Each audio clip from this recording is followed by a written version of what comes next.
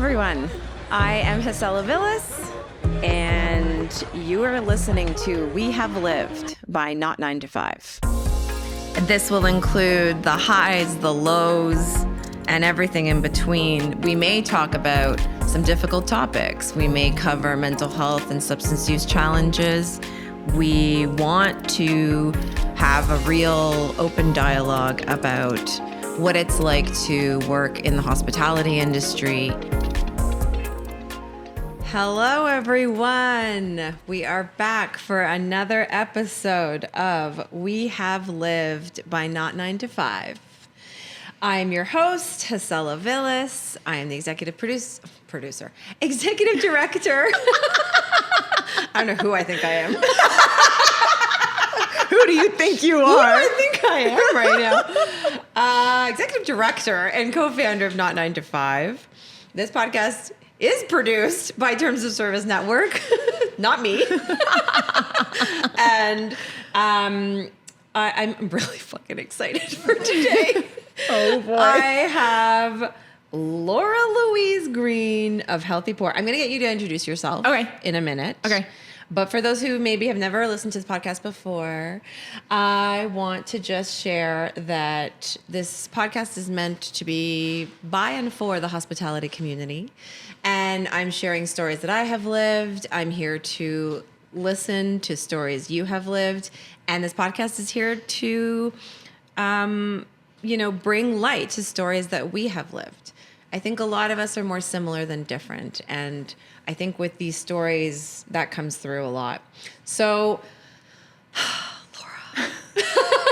Laura, can you please introduce yourself? Yes, I am Laura Louise Green. I am the founder of an organization called Healthy Poor, which is a consultancy. We work with creative organizations, particularly hospitality, around well-being initiatives. So looking at things like, what are your systems and how are your communication skills and are your leaders actually trained in leadership, stuff like that. So approaching well-being and mental health from a more systemic and organizational standpoint. I'm a licensed psychotherapist, and I am in graduate school yet again for organizational psychology, hospitality for my entire adult life, 20 years or so, but no longer, but kind of. But You're no longer. impressive. Stop.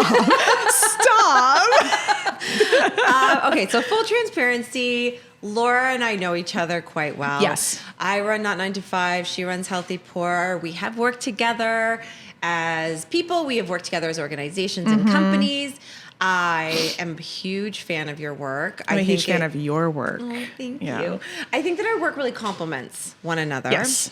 And I also think that I really want to talk about today.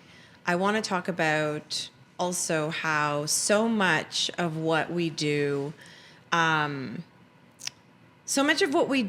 is a reflection of what we've lived. So much of what we do is a reflection of what we're seeing and how we're also always adapting. There's so much change. Yes. This will be a big theme, I think, in today's conversation is change. Change, yeah. And how we're changing, how the industry's changing and changed. Especially throughout the last couple of years. But before we get into all of that, I like to start with a little icebreaker. Okay.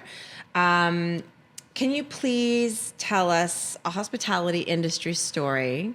And you can choose whether it's a favorite or a funny or a fucked up story. Your choice. Okay, so I'm going to go favorite. Okay. So I took you to Best Intentions the other day. You did. And I as we record this, for context, Best Intentions is a bar in Chicago that straight up closed during the pandemic and shuttered, and only last week reopened, which was a very big deal. It was take my breath away. Oh my gosh, they're reopen again. And I haven't gone back, but I took Hassel there just the other night. So years ago, I was marathon training, and it was a Sunday. It was supposed to be my 16-mile run, and I dragged ass waking up that morning. And it was August, which meant it was hot. And so I really bad. I was I'm going to run the 606, and which is a trail here, a path, a running path 6 miles total. I'm like, I'm running the 606, but it's not shaded. And it's hot, and it's the middle of the day. I should have gotten up at 5 a.m., but I didn't. I got up at like 10 or 11, and I was like, I'm going to run. Like, I'm in shape, blah, blah, whatever. No, it was hot as fuck. It was hot as fuck. It was so hot, and there was no shade. And if you're listening to this, in terms of what I look like, I am like transparent skin color. You can see my blood pumping through my veins. And I'm redheaded, and I just was beet red and so hot. So I'm running down the 606, 16-mile run. I'm just miserable. Then I start running down Armitage, and I'm like, I don't know that I'm going to make it. Like, this is starting to get really bad. And I have these little short shorts on, and it's like sports bra. I'm carrying my shirt.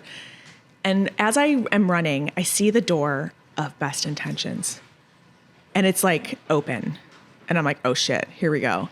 I roll in there, and who's staring back at me sitting at the bar but my boss and her husband, first of all, watching the football game. Yeah. And I'm just like, oh God. And I'm like naked. You know what I mean? Just like, I'm just like beet red, naked. I can feel dripping. Like, and they're just like, what the heck is going on? And I sat down, I was like, I need a High Life and some French fries as soon as possible. And I got a High Life, and they just like so Chris Marty behind the bar, gentleman, wonderful human being. He just like takes the best care of me. And as I was leaving, I had one of those water bottles that you like hold in your hand as you run. He's like, we have a salted lime cordial. Can I make you some Gatorade? And when I think of hospitality, I think, and he did, and it was delicious. And I was like refueled. I downed 2 High Lifes. I wasn't even like buzzed because it was just like my body was like, just like so dehydrated. So, oh my gosh. But running with that salted lime cordial it was perfect. It was exactly what I needed. And the care that I felt walking in there and just being seen and just the hospitality of it all. And so when I think about hospitality, I think about that moment, because I could have gotten Gatorade from the 7-Eleven just a few blocks away. You know what I mean? And that would have been an exchange in the same way. But what made it hospitality and what made it so special is that emotional piece that connected us in that moment of like, I care for you and I want to show you care. And my willingness and eagerness and availability to accept that care as well. And honestly, that moment has even formed how I understand hospitality as an emotional experience. And yeah, it was transformative. I've told him how much that moment meant to me, but I don't think he quite understood. I think he provides those moments for people all the time. So he's like, shut up, Laura. You know what I mean? Like, I've heard you say this, but when it becomes a normal practice for you, you sort of forget how special it becomes. So yeah, I was so sweaty. That's a hilarious story. But the point you're making at the end really hits hard for me, because I think that we, as a society, often undermine the actual emotional labor, skills, the, compassion that's required in the hospitality exchange that you've just described. And we almost act as if that's like not a big deal. That that's not hard to do. And it is hard to do. It really is. And I also want to point out about that story that it started literally from desperation, but also had a very precarious potential to morph into shame. I walked in and my boss was there. And I was, you know what I mean? But the conditions were such that I was so held and cared for. And I was making fun of myself. I was like, y'all, look at them, look at me. But, they could have been like, what are you doing here, Laura? Like, you should not have done, there's so many things that could have gone wrong, but instead everyone went right. And, I'll shout out to my former boss and her husband too, for also being so welcoming and like, have some of our French fries while you wait. And, so it's not just about the hospitality professional and the guest. It's also the relationship with the other guests within those establishments and that sort of like triangulation that goes on. And, the guest because the guest also shapes the hospitality experience. Can you say more on that? Yes. So if you are not willing to accept the hospitality that's being provided to you, if you're dehumanizing the person in front of you, or if I walked in and I was like, hey, asshole, make me a Gatorade, I'm not going to feel a sense of hospitality, because then also he's going to shut down. It's like in any sort of interpersonal relationship, if we treat people well and we connect with them, we will get back what we give, you know? And I think about like these Yelp reviews and things where, you know, people just go in expecting like to be treated in a certain way that requires the dehumanization of the people who are providing that experience. The entitlement. And the entitlement, right? Like, yes, there is a degree of like, I am going to a hospitality establishment. I do expect to be cared for, and I expect to be seen to, you know, but if it's more of a, I'm expecting you to serve me because I need to feel this high power structure, we are eroding hospitality, because there's no way, if we're dehumanizing people, there's no way to actually create that connection. There's such a difference between hospitality and service, and the guest is an essential piece of making that system happen. And I want to also be clear, when I say things like emotional, I'm not talking about like emotional purging or any sort of like crying or anything like that. I mean just a simple vulnerability of, I feel a certain kind of way. Like the most basic human, I am a feeling creature, because we are all feeling creatures. Like, I feel a certain kind of way by being here, and I am allowing myself to feel a certain kind of way. And I'm allowing myself to have an experience crafted for me by this wonderful and brilliant and kind professional. Yes, and that so often doesn't happen. I think one of the first times I heard you talk about that, it really made me realize why, when I've been on the other side as a hospitality worker, why I did have so much resentment and why I ended up so jaded, because so often that doesn't happen. Right. So often it's not an exchange, it's a demand. Right. And so when I realized, I remember you, I think you wrote a post about it. Yeah. And I read that and I was like, oh. Oh, man, people got big mad at that post too. It's a mutual exchange of energy, of emotions, like you're saying. I loved your shout out of, we are emotional beings, because we are, because it's true. Yeah. We just happen to sometimes think. So it's only sometimes, though. And we get confused and we think that we're thinking beings that sometimes feel, and that's just not the case. And it's really important to recognize that, listen, whether you're repressing or suppressing your emotions, they're still there. Mm-hmm. You know, and so my thinking around like understanding that emotional exchange, and that even that social exchange, that you know, I study socio-emotional relationship stress, blah, blah, blah, blah. But there was a woman, she came to one of my talks. I was talking on a panel about hospitality, mental health. And she asked me like, so why is it when I go out with my partner who used to be in hospitality, I have more fun than when I go out with like my girlfriends who none of us are in hospitality? Yes. And I had to think about that. And I'm like, what is that? You know, because of course there's like this camaraderie situation, right? Like, I see you hospitality, I'm going to take care of you. Like typically, I mean, sometimes not, sometimes it's a shit show, but like typically it's this, you know, I see you type thing. But I think there's also a way that we know how to engage with someone as a human being, on a human being level, that allows the hospitality professional to be just, in basic terms, just seen and acknowledged as a human.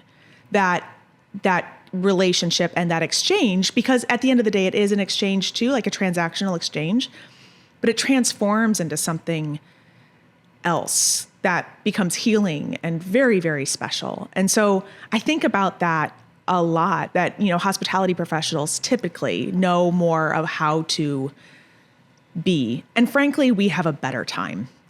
Absolutely. We have a better time. We often get treated, like you said, differently because we're showing up differently. And to me, ultimately, it's the recognition of each other's humanity. That really makes that experience different. And so many times, you know, I was telling you earlier today how when I see someone treat a service professional badly, it's a huge turnoff. Oh my God. Not only does it infuriate me, but if it was on a date, like it's such a disgusting turnoff. And vice versa, when you recognize someone's humanity, It's such an incredibly beautiful, important thing. And yeah, like you said, at the end of the day, obviously everyone wants to be seen and heard. Yeah. And valued. Right. Yes. And so customers, guests, people out there listening that are not hospitality professionals, this goes out to you. Listen up. Listen up, folks. And I think this is a service professional perspective for any type of service. Oh, right? when you go to the bank, exactly. when, if you're buying a shirt from the Gap or wherever, humans. I don't know. We just want to see each other as humans, and we want to receive service as humans. We want to give service as humans. So, okay, let's jump into it. Okay. So I've already kind of touched on the fact that we have an established relationship. Yes. We've worked together professionally, and I want to give some light also on, I think, the differences between us. So I like to try to come at these conversations through a lived experience and intersectional lens. I think you come at these conversations, or the work you do as well, there's a bit of that, but I also think you like you just said, you've studied, you have degrees, you have masters, you're in the middle of another one, That's so real. You have letters after your name. You have this academic background that I don't have. And I think that is what makes our work really complementary. Yes. But I also think it's what makes our conversations really interesting. Yes. Because a lot of times we come to the same values or we agree on things, but maybe we come at it from different perspectives or experiences. Yeah. I mean, I would say when I think about the problems that we face in, industry or at work, or even from a personal, emotional, mental health, therapeutic, blah, blah level, it's like this constant ping-ponging of between my lived experience and understanding of the world and what the research says. And I think there's a lot of academic professionals who maybe swing closer to, they are more biased towards what the research says. And something that I'm really proud of, and I will attribute this to like working with you and continuing to work with the people that I do that aren't maybe in the cult of academia as much. I rely on lived experiences and the stories of others and experiences of others to really validate the research that I'm looking at. Like the empirical evidence and research and all of that is so important because we can put numbers and we can show evidence and blah, blah, blah, blah, blah, all of that stuff. But when I prioritize lived experience in my work and what I witness and that more like qualitative observation, which also is empirical, but it allows me to be critical of the research. Yes. And it allows me to be like, okay, yes, but, like when we talk about like emotional labor and stuff, so much of the research is in these like emotional labor strategies of either surface acting or deep acting. And I went like, I got like a week behind in my work, y'all. Like I was really behind because I went down this whole thing looking for research that said, because from my lived experience, I knew that deep acting was more dangerous because I was changing what was happening inside of me to acquiesce a situation around me. But so much of the literature said surface acting was more dangerous. And surface acting is when someone's like, I'll have the halibut for the halibut. And you're like, ha, ha, ha, ha. And you make a laugh. And then you go to the server station, you're like, fuck that guy. It's that masking, right? Yes. It's a short-term or long-term masking. The literature says that's more dangerous and that causes burnout. And so then I'm like, but there's a more insidious thing around deep acting and blah, blah, blah, all of that stuff. But I had to go deep into the literature to find like what happens if we actually feel our emotions and are able to cope with them. Like there's not enough in there about like coping with our emotions, our authentic emotions in the context of work, because it's still regulation, it's still emotional labor. But if we're telling people like think about rainbows and sunshine to mask your emotions instead of like just feel your shit and cope with it effectively without like numbing out, like cope adaptively. So, I mean, that's a big tangent to say, like, it's easy for people with letters after their name to lean heavily into the evidence, but that evidence is inherently oppressive or incomplete or biased or, it's like what we were talking about the other night. Like when I cite research, it's more about like this particular article found. in this context of people, and respondents said, instead of humans behave this way because, there are bodies of work that are so grand that we can say like that is how people behave. But especially in the context of this work, hospitality, mental health, and even workplace mental health, we don't know that for sure. So exactly, we need the lived experience to really drive and critique what the evidence is saying. I couldn't agree more. I also find that, we have to acknowledge that workplace mental health has been neglected in this industry for centuries. So to add to your point, like, we don't actually know, and it's constantly evolving. Yes. And it's still changing. Before the pandemic, it was, there was a lot of things accumulating and very close to a boiling point, if not already had reached a boiling point. And then the pandemic kicked us into a totally different experience. Yes. Which obviously everyone feels differently depending on your life, your identities, all these different intersections of who we are. And I think you have to include the lived experience or otherwise. And also, what you were saying when we were talking about that conversation, for anyone who obviously is listening, they're like, what conversation? We were talking about how oftentimes the research doesn't include many different identities. But also, like, scientific racism is absolutely a thing. Exactly. And so if you're a, Black, Indigenous, person of color, you often aren't included, or you often don't see yourself in the analysis or summary of a research project. And so you're reading these studies and you're like, what? And you're not seeing yourself in that research, and you're like, but it says evidence-based. And I think it's just, there's so much nuance to this. Yeah. There's a lot of times, it also, what we were talking about that day as well, included how oftentimes as a person of color, it can feel scary and unsafe to even participate in research and data. Yes. Because traditionally... Understandably so. Yeah, exactly. And so I think oftentimes it's really hard to be, it's kind of icky and uncomfortable to have these generalized statements. Absolutely. And I mean, I could rail on academia, and, there's also parallels. If we look at the workplace and, research collection and data collection of like, oh, well, people of color, they just don't want to participate in it, and it's not that. And like, as a critical theorist myself, my question then comes to, okay, but why don't they want to participate in it? What is it about this system inherently that people don't want to be a part of? What is it about this system that people don't feel safe engaging in?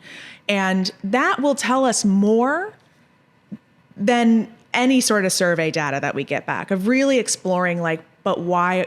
And the realities with academia is because people have lived experience and evidence in their lives of people, researchers, doctors, whomever, abusing them and harming them and exploiting them. Like, it makes sense, Absolutely. So like, from a researcher standpoint, it means that my research has to be trauma informed, but also there aren't really great systems set up for trauma informed research. Like, we have ethical blah, blah things, but those are still just very incomplete and vague. But it's also like why the workplace needs to be trauma informed, because if it's like, well, women aren't applying, or, Black people aren't, how can we be diverse if like Black people just aren't applying? Well, there's a fucking reason why Black people aren't applying to your space. They don't want to work there. Exactly. I've actually had to have conversations with owner-operators of businesses and restaurants before, where they've come to me and said, listen, we put out these job postings, but these are the applicants we get. Why? And it's so complex. Again, there's so much nuance to something like this. So whether you're a research project, Not 9 to 5 did a research project in 2021.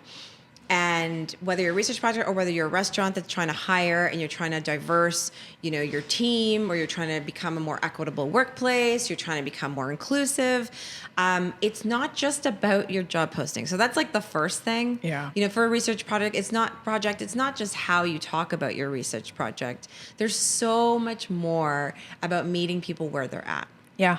And I remember saying to this one restaurant owner, I kind of had to do a bit of a walk them through, like, let's look at your business from an outsider's perspective, because you're looking at it from the inside. So you're not seeing what this looks like over here where I'm sitting, and I showed them their social channels, their website. I showed them like a whole bunch of different things that they're not considering goes into whether I apply there or not, how they talk about themselves, what events they've participated in, what charities they've donated to. Like, there's even like what bottles are on your back bar tell me plenty about your values. Exactly. That kind of stuff. Exactly. And that's also why values-based organizations are, the way that's what the future is define your values, be honest about your values, and then live them and build your systems through those values, be transparent about them. If wealth or profit is a value system of yours, cool, say it. And you will get people who are coming in to make money for you and them, right? Own it. Don't pretend like it's not there. Don't say your value is sustainability and then only pay people $5.50 an hour and burn out your managers. Like, those values-based systems then are embedded in your whole vibe. You can see the values on the back bar, and people will be the people that you want to have and what you're trying to build will be attracted to that naturally. Yes. Exactly. And I mean, listen, marketing and branding does this too. You have your brand values and you end up attracting the audience based on those values that you express through your brand. It's the same thing with business. You're right. So I think that's a huge takeaway. Yeah. For our hospitality community listening, we're talking about change today, the change we want to see, the change that has happened. This is a huge one. Biggest takeaway is creating your entire business to be informed by your values. So that would require first establishing what the values are, and then creating your whole business around them and putting action, not just awareness, because I find that that's what has happened traditionally in our industry. Awareness. Right? We like to PR and talk about how, like you said, we're a sustainable business, but yet that doesn't include the ethical treatment and sustainability of the people that work for you. It's just like we recycle. Well, it reminds me of when I worked in sales and distribution, and people were like, oh, we're really big on sustainability. We have farm to table. But I would like this tequila to be $9.50 a liter. And I'm like, how can you possibly tell me that you are interested in sustainability when you are asking for an agricultural product that takes minimum 7 years for that plant to grow, not to mention what people are being paid, import costs. Oh God, my blood's boiling even thinking about it. But it's something that I ran into over and over and over again. Even with whiskey, like if we're looking at whiskey and we're trying to like get a cheaper price for it, and like I want it to be, X cents per ounce or whatever for my cocktail, it's like someone suffers because of that.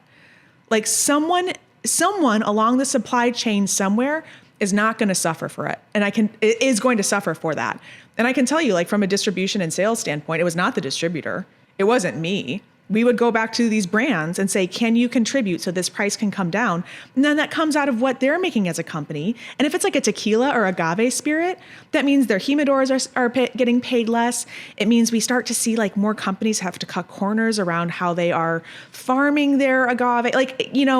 So when we talk about things like workplace mental health and organizational structure and change, it comes down to not just, does your team have, we can talk about like health insurance and things, or like, healthy poor. Can you please come in and do an hour training or whatever? I want to know what your tequila is.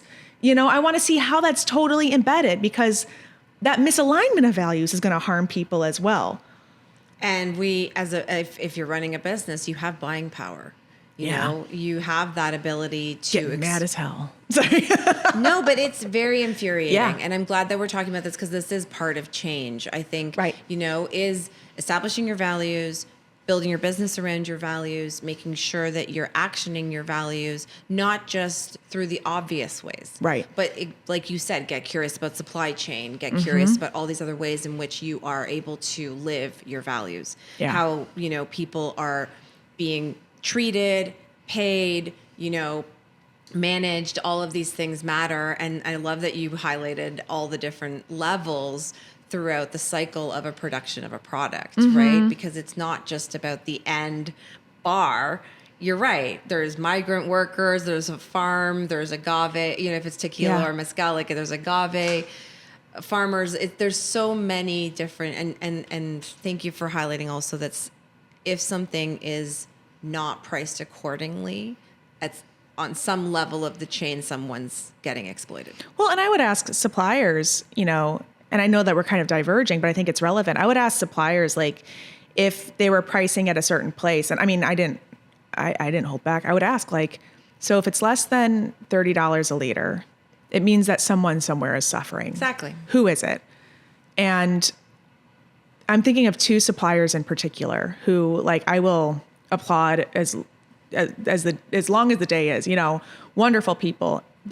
These owners and importers would always say, me, I'm suffering. I'm not paying myself.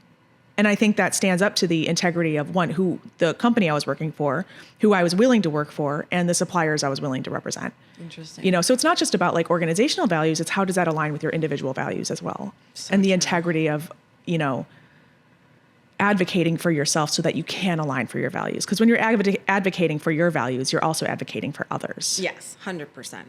Okay, so I want to shift a little bit since we're talking about these changes.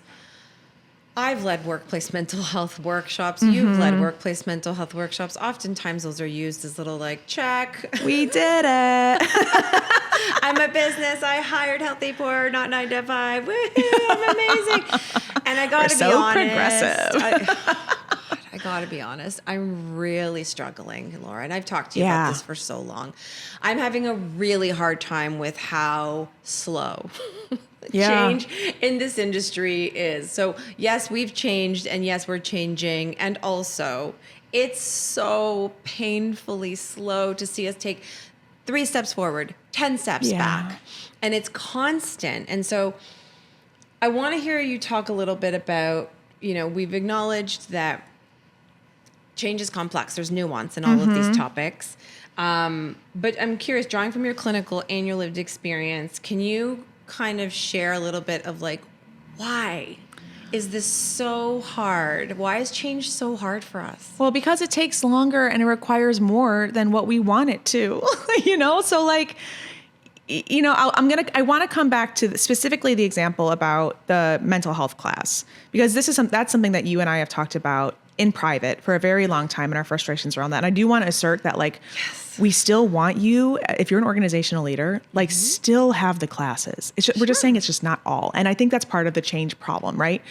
That when we want to see something different, we try to find the simplest way that we can go, but it's incomplete. Like, okay, so I ran a marathon one time. Maybe I'll do it. I doubt it. I just had a moment with myself, and whatever. The reality is that I could tomorrow decide to move my body 26.2 miles.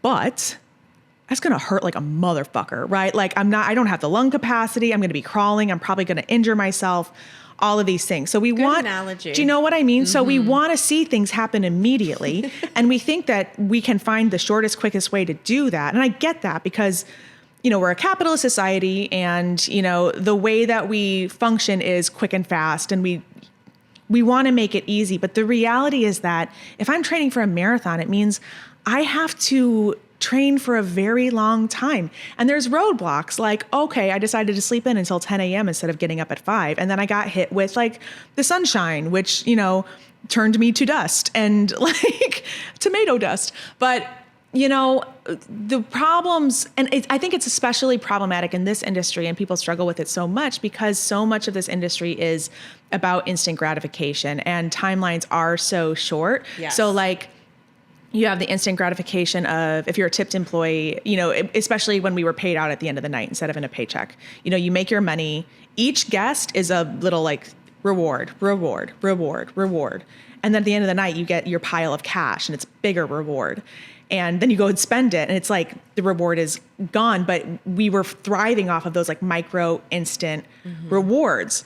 You know, we see the same thing with drinking of like, I'm stressed out. I don't want to feel this anymore. I'm going to numb. So I'm down the hatch. Right. So when we look at change, and this is true for mental health, this is true for like issues around inclusivity and equity and the harassment and racism and all the ways that we oppress and harm each other for the sake of power.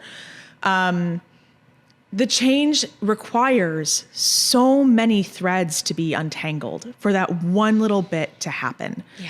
Like, if you try to wake up earlier in the morning, you could just set your alarm earlier, but then you're maybe going to get 4 hours of sleep. It means that you have to go to bed earlier the night before. But what has to happen so that you go to bed earlier the night before? Right. What are all the other steps that have to happen? Okay, I have to feed my dog earlier so he doesn't have to poop at 10, because if I'm trying to go to bed at 9, that means I have to start feeding him at 5 maybe. And then I have to get all my stuff done. I need to wash my face. Or you might find that okay, I go to bed earlier, but I'm not brushing my teeth or washing my face before bed, and I'm waking up like a fucking goblin, right? But you have all of these different things that have to change that one thing. The work back. And that work back is extensive, and no matter what you're changing, it will be extensive. So when we're looking at something as massive as workplace dynamic changes, Yes.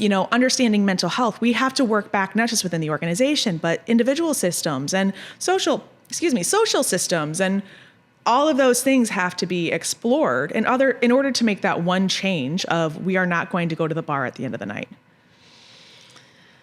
Yes. And that hurts. But also we fall back into the that pattern of then I'm just not going to wake up early, or I'm going to go to the bar because it's hard and it hurts. And as human beings, we are resistant to change because our brains are already working so hard. They want to find efficiency in any way. So if it's something that we are familiar with, we understand, we know, we're going to keep falling into those systems. Like when we saw all these organizations out here being we are doing all of these DE&I initiatives and we care about mental health and stuff like that. And then they reopened and it was right back to the same. Oh my God. Not only was I tearing my hair out just from as a human being, just so frustrated, but I could see why they were doing it, because it's you are in a stressful time, you are in a scary time, you don't have the resources to cope, and you are going back to what's comfortable. It's still happening. Oh my God. And this people is the are just part that I'm losing struggling money. with, is that it's still happening, Laura. It's still happening. I'm still getting people writing me in our DMs about how this DEI one time a year DEI conversation or workshop or what have you training happens, and then nothing changes. Yeah. It's a one-off. And it's so unbelievably, incredibly painful to be on the inside of a company or organization doing this. Yeah. Especially if you're a person of color. Yes. There's an actual physical and emotional pain. Yeah. A harm. And it's so interesting because they think they're trying to help. They think they're actually doing a positive thing. And yet the reality is that it's actually causing harm. So it causes, and the reason that it causes more harm. Also, I want to just acknowledge in real time how Hassel and I are interacting on this conversation, that we talk from a lived experience standpoint. This happened, this is causing harm. And then I come back and say, here's why. This is the psychological theory behind it. So the reason that's causing harm is because it sets an expectation from the teams that things are going to change. We are looking forward to it. We're ready. You're telling me things are going to change, and then it doesn't. And that's a breach. That's a psychological contract breach. Yes. That is a betrayal. That erodes the organizational trust. And even if let's say you were at -6 already in the trust scale, that, people working in your organization are this place is fucked, racist owners, blah, blah, blah. And then you bring a DE&I thing and everyone's okay, cool. They're taking the first step number 1 to do something. And then nothing happens after that. It goes up a little bit for a second and then it plummets to -15. So, I don't want to say don't do these classes because it might go wrong. What I'm saying is that in order to actually create the change that you want to see, do the class, but also look at your organizational systems. Look at how the boundaries are with your guest interactions. Look at what your back bar looks like. It becomes more of that integrative, holistic. And when I say holistic, I'm not talking about essential oils. I'm talking about all the things, all the, looking at every angle of it, that the whole, the entirety. So do the class, but also do the work within the organization so that what you learn in that class is actually supported, accessible, realistic, and it's not just lip service. Exactly. Because so not 9 to 5, we have a certification course that we built. This course gets, businesses will buy it for their teams. Schools have bought it for their students. What I've seen happen, like where this is coming from, is a very real experience that I keep living through, and I keep hearing from the people within these organizations and companies come and say, okay, yeah, we did this course, and also almost none of the tools and things that you're saying to do are actually happening day to day. So that's, again, the 3 steps forward, 10 steps back. Yeah. That you were saying, you jumped to -15. Like, this is actually happening a lot in our industry. And like you said, so I want to just recap for, you are in a management position, you are an owner operator, you have some sort of leadership role, or if you're listening and you have that, I really want you to walk away with something actionable to do. We're talking a lot about what not to do, but I want to give them an opportunity. So Love it. I'm going to start, and then I want to hear from you if you can add to it. So for me, I think it needs to start with creating an annual workplace mental health strategy. Oh, yes. I think it has to start with looking at these things as part of your business now. It's the cost of doing business. You're running a business. You have responsibilities as an employer to provide certain things for your employees. And so if you can look at it the same way we would look at a marketing strategy for the year, the same way we'd look at it for what is our equipments we need for the year to run our business, menu design, recipe development, all these things have strategies. And you don't think of a menu as something you need once a year. If you're a restaurant, right? You think of it, this is something you need. For the most part, but sometimes maybe. I don't know. Anyways, but what I mean by an annual strategy is, what are you going to do in Q1? What are you going to do in Q2? What are you going to do in Q3? What are you going to do in Q4? And if this is the beginning, then you start with baby steps, like our course, or one of Laura's, Healthy Poor courses, some sort of educational tool of some kind. What's happening in Q2 then? Maybe it's a workshop. Maybe it's another kind of training. Maybe it's something to do with an anonymous survey to learn what kind of benefits your team wants from you. I don't know. Q3, another example. So that's what I've been suggesting to businesses as a great start, is just starting to look at this as not a one-off expense or not a one-off activity, but how are we building this into our business? Like you said, holistically, not the essential oil version, holistically, business-wise. Yeah. But what would you add? I mean, I would say in the build out of that, to take as small of steps, and I know that change needs to happen immediately because this is a crisis situation, but if we are looking for any kind of longevity in our change processes, and thinking of like moving into a headspace where we understand that change is constant and the world is moving at a pace that you will always have to be changing and adapting now. Probably we should have been doing that anyway, but Always. But starting with the smallest, most reasonable, least what's the word I'm looking for? Disruptive change. And start with that. Start with the thing that is easy. It feels like it's not a big deal, but it is a step in the right direction. It's kind of like if you're having a hard time getting started and motivated with your day, we recommend write down things like, my to-do list is the things that would absolutely happen anyway. Brushing my teeth, feeding the dog, taking the dog out, and then going through and crossing those things out and becoming accustomed to, okay, I am moving forward. And honestly, those little things that seem inconsequential or small are the foundation to be able to offer a mental health class so that people have capacity to actually hear it, understand it, implement the strategies that they learn, So really taking your time with it. And what you'll find is that with those itty bitty little baby steps that don't seem disruptive, a lot of the interventions that are necessary for workplace change will start to naturally fall into place. So even though you might have started a little bit slower, it felt not as impactful, it organically starts to emerge as, if you start drinking more water every day, you start to do other things just sort of naturally in your life that make you feel better. That's the same thing with like organizational behavior. And you'll find that you progress further and faster if you are moving in a way that's more organic with what it is that you're trying to build. If you're forcing something or trying to run the marathon in the first week, it's not, and then you're going to feel so demoralized. It didn't work. Like it took me 7.5 hours or what, it's not going to pay off in the same way. Yeah. It's like you're setting yourself up for a failure. 100%. And that's when we have people come back and be like, the trainings don't work, or like, we don't want to invest anymore in this because it didn't work. And it's like, well, you didn't do it actually. Yeah, you're like, it's stupid. It does nothing.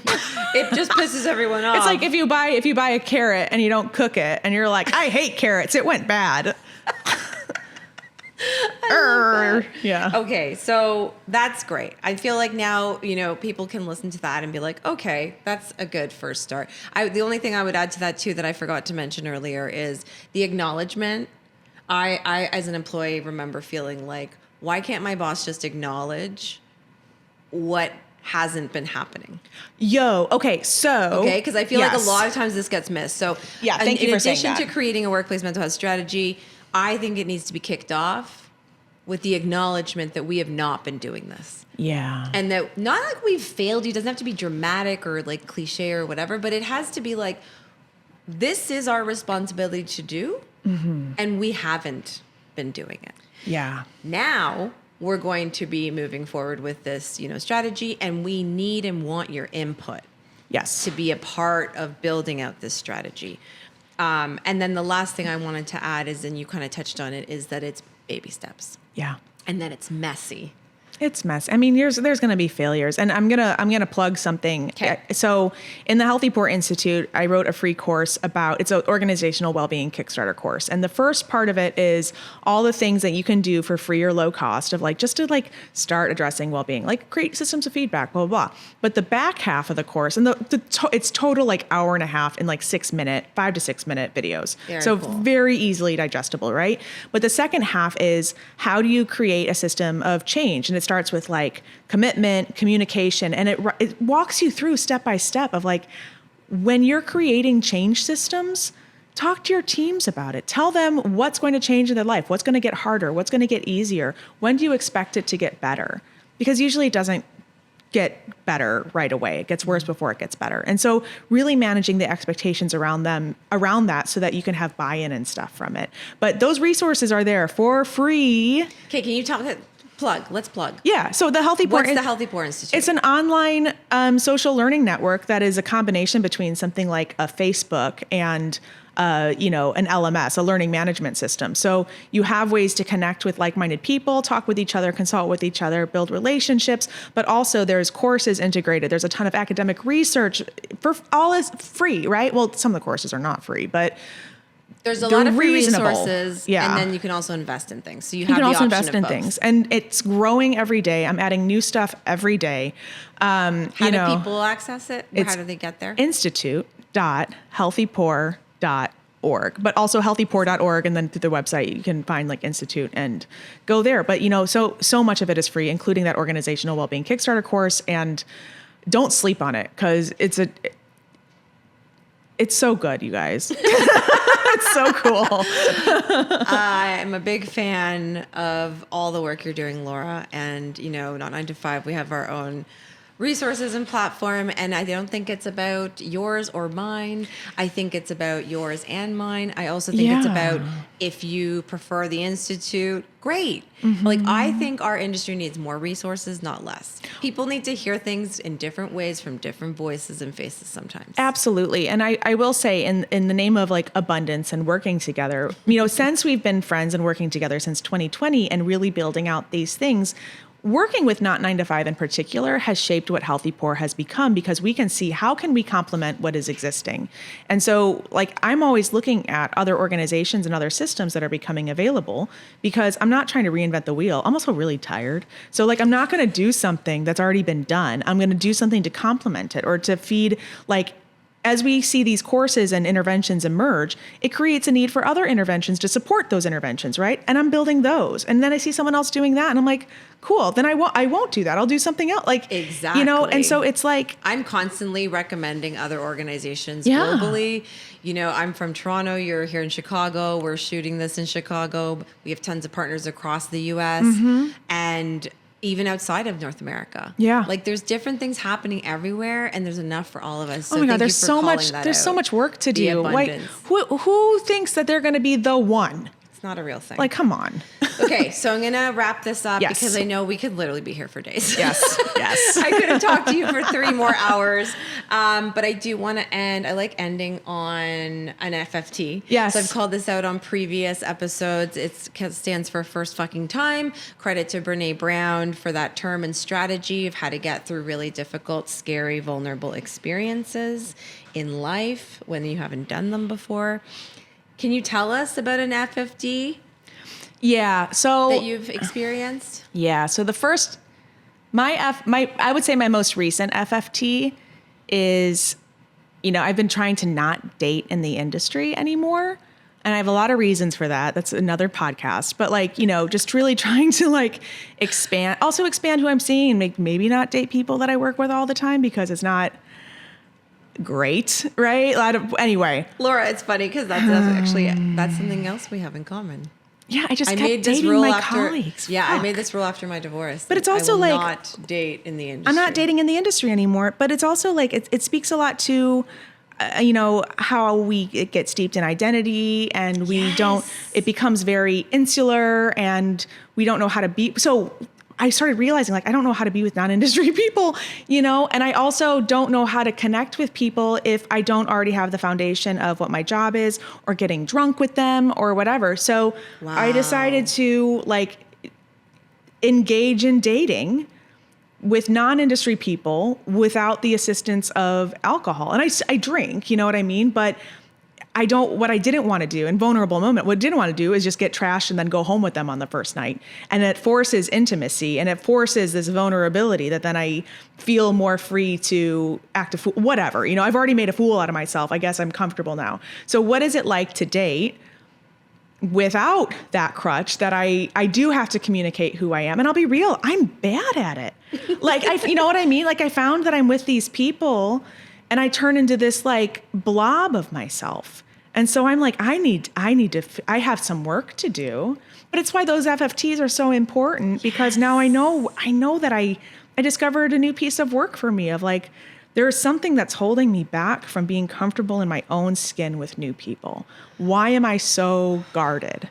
You know, and I know you're probably listening to be like, that woman's guarded, but I'm not guarded in this context because I'm with someone who I trust deeply, you know, and I trust to responsibly carry my message and blah, blah, blah, blah, blah. But when I'm meeting a new person who doesn't know who I am, that doesn't see me on Instagram or whatever, I'm just like a new figure in their life. Yeah, we don't have that. That's scary as fuck. And I don't know how to do that. And I'm 37 years old. So that's my FFT is like, it is putting myself out there in a way that doesn't rely on those crutches. And I failed at it. Like I really did not do a good job. I was like the most boring version of myself. So you learn. We are learning. I am so inspired by that answer. I think that is the most honest FFT I've heard yet. I do. And I know exactly what you're saying. Yeah. I've been in that experience where I've challenged myself and it is very vulnerable and it is very scary. Yeah. And also, it gets easier. It does get easier. The next time you do a date, it won't feel like that first fucking time. It will be easier. And it also, I'll point out, highlights the use of alcohol to make me feel better. There was a need, and it filled a need, which is why I kept doing it. Yes. It did what it was supposed to. Yes. But it's not great because the risks and the harm that it was doing to me outweighs the benefits. And if you can connect with someone truly as yourself without the aid of that kind of stuff, it pays off. But holy shit, is it hard. That's brave. That's courage in action. Well, Laura, thank you so much. I love you. I love you too. It's a freaking love fest over here. I love you too. I thank you everyone listening. This was an amazing conversation. Yeah. I think provided a lot of value to the hospitality community. So thank you so much. I love Thank it. you to everyone listening. This is We Have Lived by Not 9 to 5.